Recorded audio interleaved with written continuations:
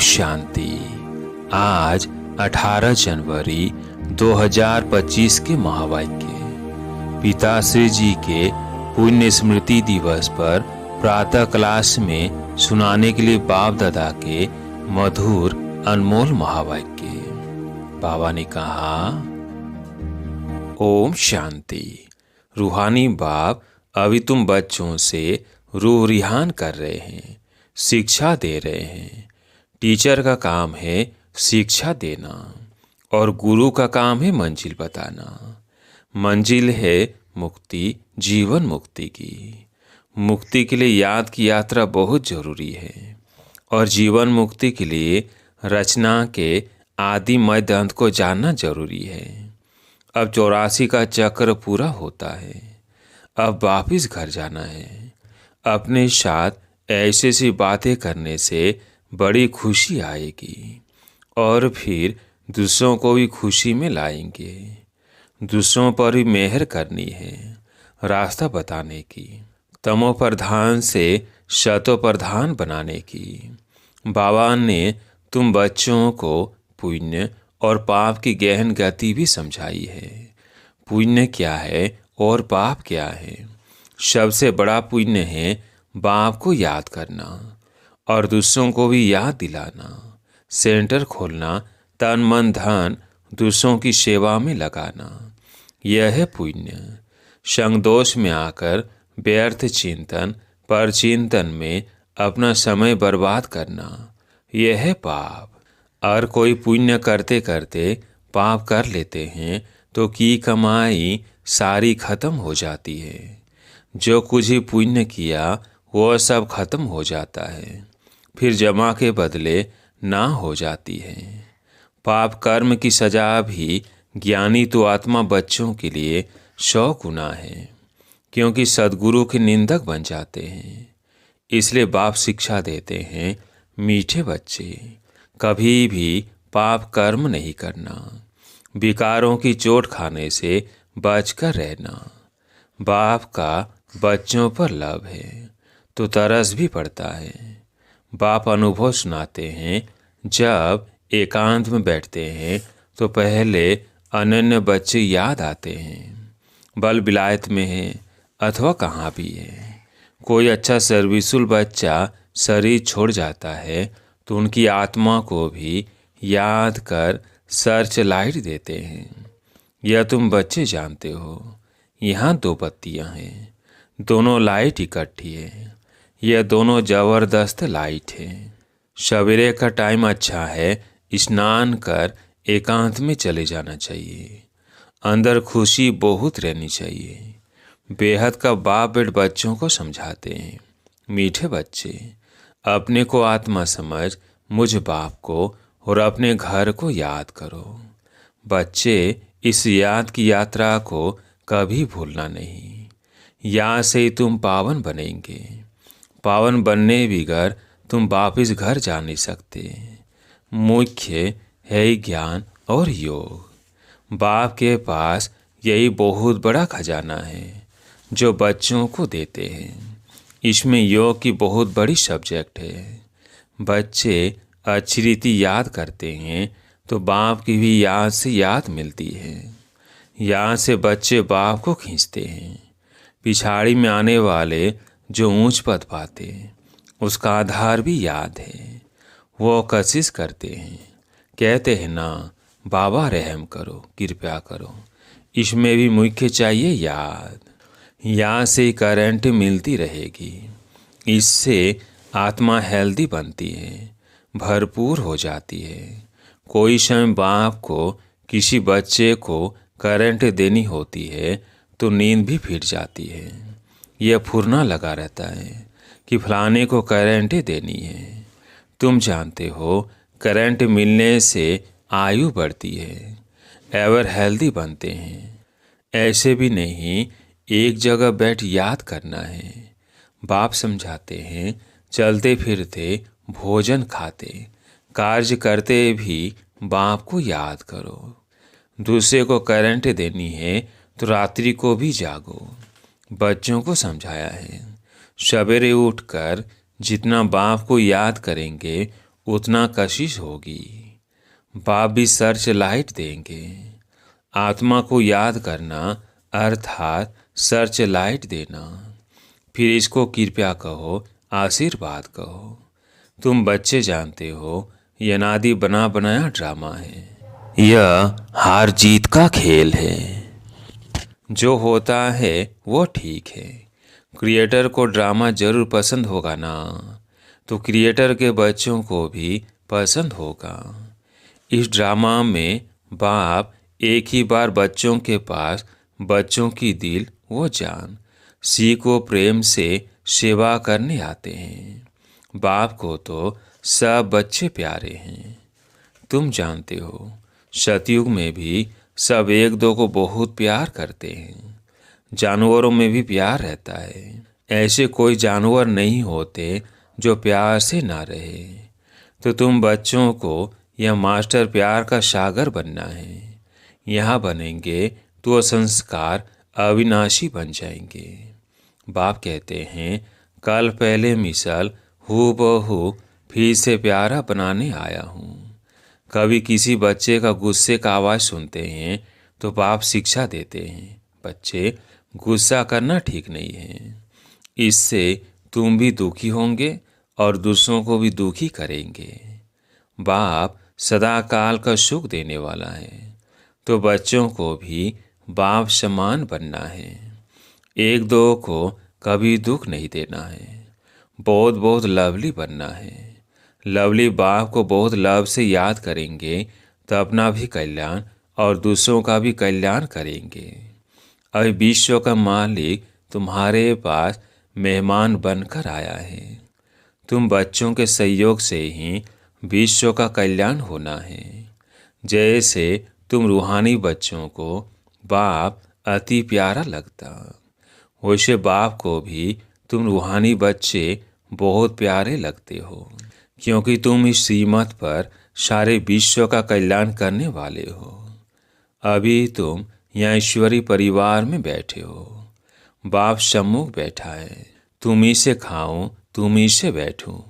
तुम जानते हो, शिव बाबा इसमें आकर कहते हैं, मीठे बच्चे, देह सहित देह के सभी संबंधों को भूल मामेकम याद करो। यह अंतिम जन्म है। यह पुरानी दुनिया, पुरानी देह खलास हो जानी है। कहावत भी है, आप मुए मर गई दुनिया। पुरुषार्थ के लिए थोड़ा सा संगम का समय है। बच्चे पूछते हैं, बाबा यह पढ़ाई कब तक चलेगी? जब तक दैवी राजधन्य स्थापन हो जाए तब तक सुनाते रहेंगे। फिर ट्रांसफ़र होंगे नई दुनिया में। बाबा कितना निरंकार से तुम बच्चों की सेवा करते हैं, तो तुम बच्चों को भी इतनी सेवा करनी चाहिए। सीमत पर चलना चाहिए। कांपनी मत दिखाई तो तकदीर को लकीर लग जाएगी। तुम ब्राह्मण ईश्वरीय संतान हो। ब्रह्मा की औलाद भाई बहन हो। ईश्वरीय पोत्रे पोत्रियां हो। उनसे वर्षा ले रहे हो। जितना पुरुषार्थ करेंगे उतना पद पाएंगे। इसमें साक्षी रहने का भी बहुत अभ्यास चाहिए। बाप का पहला फरमान है, अशरीरी भव, देही अभिमानी भव। अपने को आत्मा समझ मुझ बाप को याद करो, तब ही जो खाद पड़ी है वो निकलेगी। सच्चा सोना बन जाएंगे। तुम बच्चे अधिकार से कह सकते हो, बाबा ओ मीठे बाबा, आपने मुझे अपना बना के सब कुछ बरसे में दे दिया है। इस बरसे को कोई छीन नहीं सकता है। इतना तुम बच्चों को नशा रहना चाहिए। तुम ही सभी को मुक्ति, जीवन मुक्ति का रास्ता बताने वाले लाइट हाउस हो। उठते बैठते चलते फिरते तुम लाइट हाउस होकर रहो। बाप कहते हैं, बच्चे अब टाइम बहुत थोड़ा है। गाया भी जाता है, एक घड़ी आधी घड़ी। जितना हो सके एक बाप को याद करने लग जाओ और फिर चार्ट को बढ़ाते रहो। अच्छा, मीठे मीठे सिकिलधे, लक्की और लवली ज्ञान सितारों को माता पिता बाप दादा का दिल वो जान सीख वो प्रेम से याद, प्यार और गुड मॉर्निंग। रूहानी बाप की रूहानी बच्चों को नमस्ते। हम रूहानी बच्चों की रूहानी बाप दादा को याद, प्यार, गुड मॉर्निंग, नमस्ते नमस्ते। दूसरी मुरली अव्यक्त महावाक्य, निरंतर योगी बनो। बाबा ने कहा, जैसे 1 सेकंड में स्विच ऑन और ऑफ किया जाता है, ऐसे ही 1 सेकंड में शरीर का आधार लिया और फिर 1 सेकंड में शरीर से परे अशरीरी स्थिति में स्थित हो जाओ। अभी अभी शरीर में आए, फिर अभी अभी अशरीरी बन गए। यह प्रैक्टिस करनी है। इसी को ही कर्मातीत अवस्था कहा जाता है। जैसे कोई वस्त्र धारण करना व न करना अपने हाथ में रहता है। आवश्यकता हुई धारण किया, आवश्यकता न हुई तो उतार दिया। ऐसा ही अनुभव इस शरीर रूपी वस्त्र को धारण करने और उतारने में हो। कर्म करते भी ऐसा अनुभव होना चाहिए जैसे कोई वस्त्र धारण कर कार्य कर रहे हैं। कार्य पूरा हुआ और वस्त्र से न्यारे हुए। शरीर और आत्मा दोनों का न्यारापन चलते फिरते भी अनुभव हो। जैसे कोई प्रैक्टिस हो जाती है ना, लेकिन यह प्रैक्टिस किन्हें हो सकती है?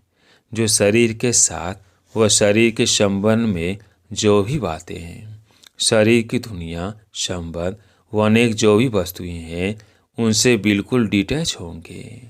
जरा भी लगाव नहीं होगा, तब न्यारा हो सकेंगे। अगर सूक्ष्म संकल्प में भी हल्कापन नहीं है, डिटैच नहीं हो सकते, तो न्यारेपन का अनुभव नहीं कर सकेंगे। तो हर एक को अब यह प्रैक्टिस करनी है, बिल्कुल ही न्यारेपन का अनुभव हो। इस स्टेज पर रहने से अन्य आत्माओं को भी आप लोगों से न्यारेपन का अनुभव होगा, वो भी महसूस करेंगे। जैसे योग में बैठने के समय कई आत्माओं को अनुभव होता है ना, यह ड्रिल कराने वाले न्यारी स्टेज में हैं। ऐसे चलते फिरते फरिश्तेपन के साक्षात्कार होंगे। यहाँ बैठे हुए भी अनेक आत्माओं को, जो भी आपके सतयुगी फैमिली में समीप आने वाले होंगे, उन्हों को आप लोगों के फरिश्ते रूप और भविष्य राजपद के दोनों इकट्ठे साक्षात्कार होंगे। जैसे शुरू में ब्रह्मा में संपूर्ण स्वरूप और श्री कृष्ण का दोनों साथ साथ साक्षात्कार करते थे, ऐसे अब उन्हों को तुम्हारे डबल रूप का साक्षात्कार होगा। जैसे जैसे नंबर वार इस न्यारी स्टेज पर आते जाएंगे, तो आप लोगों के भी यह डबल साक्षात्कार होंगे। अभी यह पूरी प्रैक्टिस हो जाए तो यहाँ वहाँ से यही समाचार आने शुरू हो जाएंगे। जैसे शुरू में घर बैठे भी अनेक समीप आने वाली आत्माओं को साक्षात्कार हुए ना, वैसे अब भी साक्षात्कार होंगे। यहाँ बैठे भी बेहद में आप लोगों का सूक्ष्म स्वरूप सर्विस करेगा। अब यही सर्विस रही हुई है। साकार में सभी एग्जाम्पल तो देख लिया। सही बातें नंबर व ड्रामा अनुसार होनी है। जितना जितना स्वयं आकारी फरिश्ते स्वरूप में होंगे, उतना आपका फरिश्ता रूप सर्विस करेगा। आत्मा को सारे विश्व का चक्र लगाने में कितना समय लगता है, तभी आपके सूक्ष्म स्वरूप भी सर्विस करेंगे। लेकिन जो इस न्यारी स्थिति में होंगे, स्वयं फरिश्ते रूप में स्थित होंगे। शुरू में सभी साक्षात्कार हुए हैं। फरिश्ते रूप में संपूर्ण स्टेज और पुरुषार्थी स्टेज दोनों अलग अलग साक्षात्कार होता था। जैसे साकार ब्रह्मा और संपूर्ण ब्रह्मा का अलग अलग साक्षात्कार होता था, वैसे अनन्य बच्चों के साक्षात्कार भी होंगे। हंगामा जब होगा तो साकार शरीर द्वारा तो कुछ कर नहीं सकेंगे और प्रभाव भी इस सर्विस से पड़ेगा। जैसे शुरू में भी साक्षात्कार से ही प्रभाव हुआ ना, परोक्ष अपरोक्ष अनुभव ने प्रभाव डाला, वैसे अंत में भी यही सर्विस होनी है। अपने संपूर्ण स्वरूप का साक्षात्कार अपने आप को होता है। अब इस शक्तियों को पुकारना शुरू हो गया है। अब परमात्मा को कम पुकारते हैं। शक्तियों की पुकार तेज रफ्तार से चालू हो गई है। तो ऐसी प्रैक्टिस बीच बीच में करनी है। आदत पड़ जाने से फिर बहुत आनंद फील होगा। 1 सेकंड में आत्मा शरीर से न्यारी हो जाएगी, प्रैक्टिस हो जाएगी। अभी यही पुरुषार्थ करना है। वर्तमान समय मनन शक्ति से आत्मा में सर्व शक्तियाँ भरने की आवश्यकता है। तब मगन अवस्था रहेगी और विघ्न टल जाएंगे। विघ्नों की लहर तब आती है जब रूहानियत की तरफ फोर्स कम हो जाता है। तो वर्तमान समय शिवरात्रि की सर्विस के पहले स्वयं में शक्ति भरने का फोर्स चाहिए। भले योग के प्रोग्राम रखते हो, लेकिन योग द्वारा शक्तियों का अनुभव कराना। अब ऐसी क्लासेज की आवश्यकता है। प्रैक्टिकल अपने बल के आधार से औरों को बल देना है। सिर्फ बाहर की सर्विस के प्लान नहीं सोचने हैं, लेकिन पूरी ही नज़र चाहिए सभी तरफ।